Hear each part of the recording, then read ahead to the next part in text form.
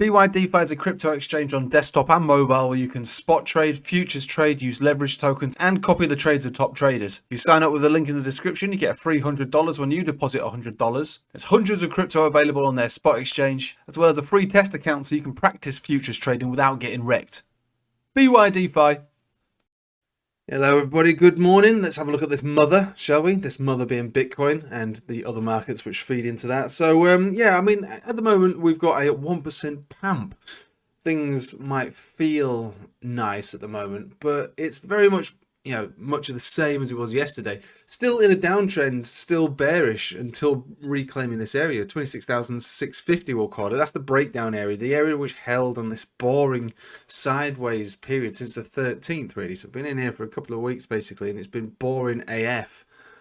So look, invalidation of the continued downtrend will take place once we've reclaimed, even more so today, the 26,650, because that's where the 4-hourly Bollinger Band would be, and a reclaim of there and a retest, and to be able to show strength and that we can hold above there will prove, well, 65% more likely to remain above that area. Until then, you should expect, just as we saw on this candle body over here, further downside. So unfortunately, that is the case. But that said, right, putting all that aside, yeah, we've got continued building of momentum, very much in line with the price action, as you can see. And we just move it over to the daily. Not that the daily is going to offer anything really at all. We do see the money flow index continuing to move up. So as far as I can see here, as far as I can tell, it is just a matter of reclaiming the area which was lost. Which is 26,650, which would be a start, and then turbo power boost will be above 27,000. So the good news would be is that it takes less price action to then get into a bullish position. But for the moment, it's just a bounce from a low that may not materialize into anything further than 26,650. So let's have a think about traditional markets. I know I've done it in reverse, but I appreciate you're probably all in a rush to do something. So if that's all you want to know about Bitcoin, that's it.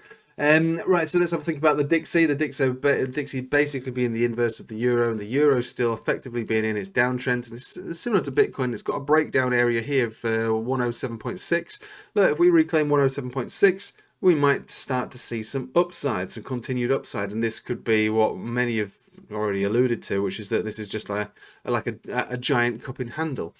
But just like Bitcoin, the 4-hourly Bollinger Band has crept below here. It's similar to Bitcoin, that would be, which would mean that, yeah, closures on the 4-hourly above 107.6 would likely see a bit more upside. But this is a downtrend strengthening as far as the 4-hourly is concerned. You should expect rejections probably even before that, considering the Bollinger Band is down there. So we're at 107.54. Where the 4-hourly Bollinger Band is at the moment. Again, it's going to get lower and lower and lower throughout the day, provided we stay below there. So the Euro basically is that. That is the setup for the Euro. Further downside, most likely at this stage, at this level, 107.6. That's where the rejection zone.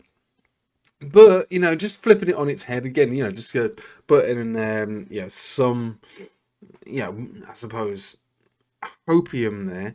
So we do have quite a decent drive of bullish divergence on this 4-hourly on the last stage of the downtrend. It's only 2 drives, but it's quite pronounced. So with that, could see a bounce, but you wouldn't trade it based on that. You wouldn't say, okay, this is going to be the one that's going to take us further. If anything, if we get a third drive on a new lower low, then maybe that would be the one that takes us, at least be a bigger bounce, maybe not a bounce that goes up to recover.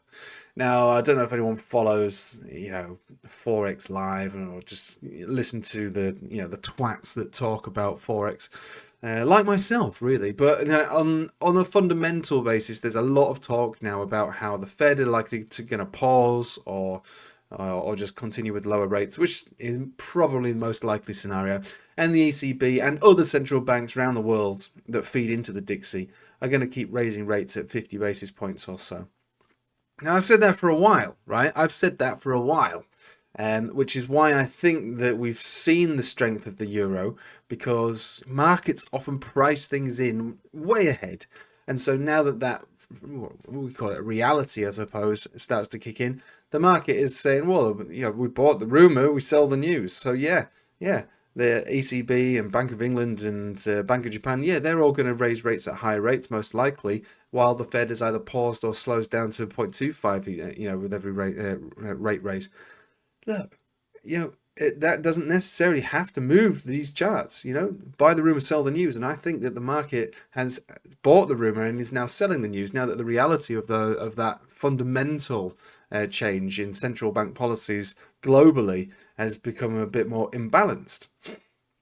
But, who knows? Who knows what markets are going to do, to be honest with you? Who knows? Fundamentally, they reckon, a lot of so-called experts reckon that the situation when it comes to the central bank's positions against each other is enough to, surprisingly, they reckon there's enough to lift the euro up to 130.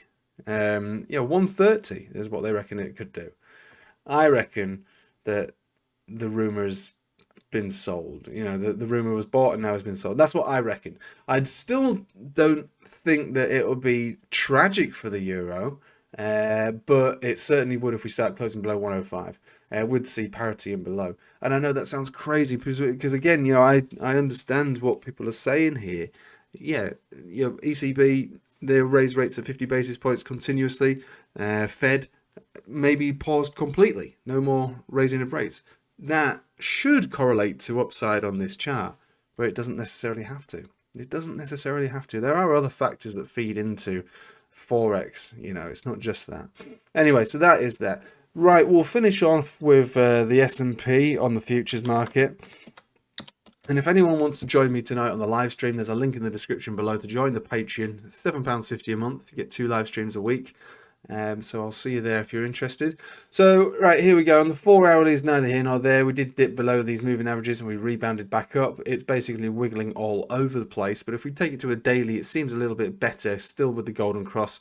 Still seeing supports on that 50 exponential with the last move down there a couple of days back now, where we've ricocheted. So the stock's looking relatively okay despite the dollar strength. Now if we zoom out and just have a look at the actual chart itself, just to admire what it's done. Bear market, very neat and tidy bear market. We've got our low, which again, just to reiterate how awesome I am. Not really, but I'm just letting you know. The low, which I believe is the low for stocks, for not obviously all stocks, but we're talking derivatives of stocks on the S&P, on indices, and yeah, we're forming an ascending triangle. I can't speak at the moment.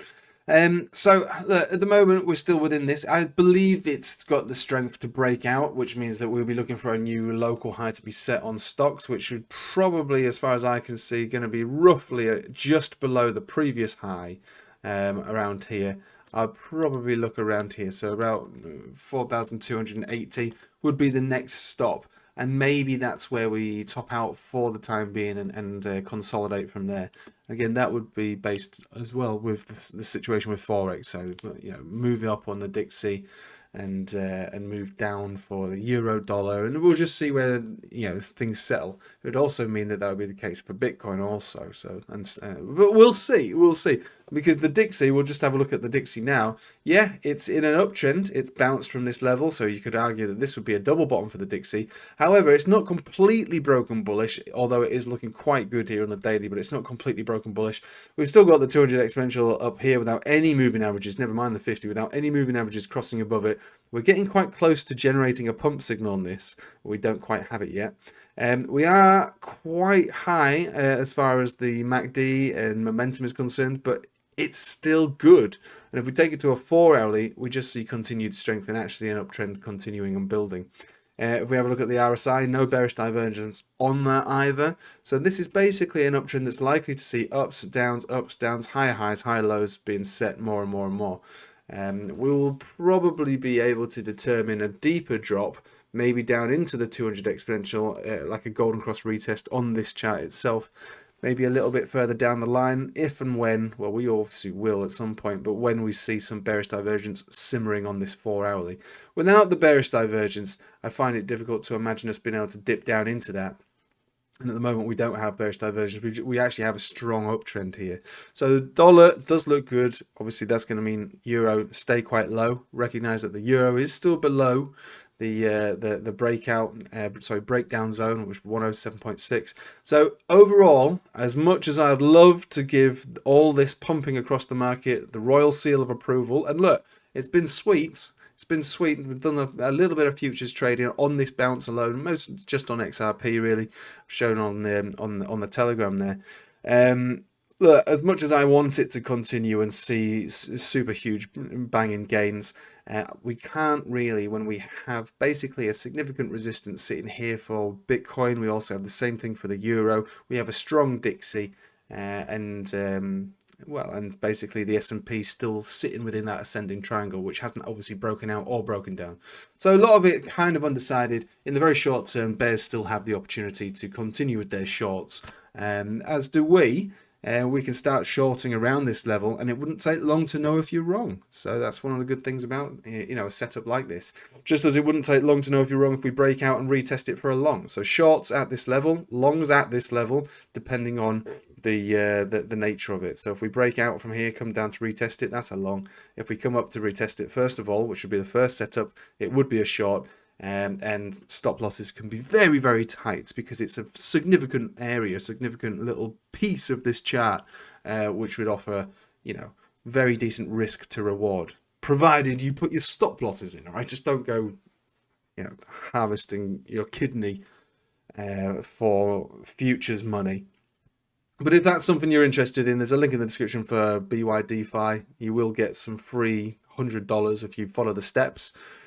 To use in derivatives if you wanted to, but if you've never done it before, use their test account for a long time until you get the hang of it, because most likely you will get wrecked if you've never done futures trading before. So learn to trade first before you go full steam ahead in trading futures with crypto, which is absolute madness, right? It's absolute madness. You will most likely get wrecked until you know what you're doing. And even when you know what you're doing, you will still get wrecked occasionally, which is why risk management is probably the more important thing than learning the chart itself.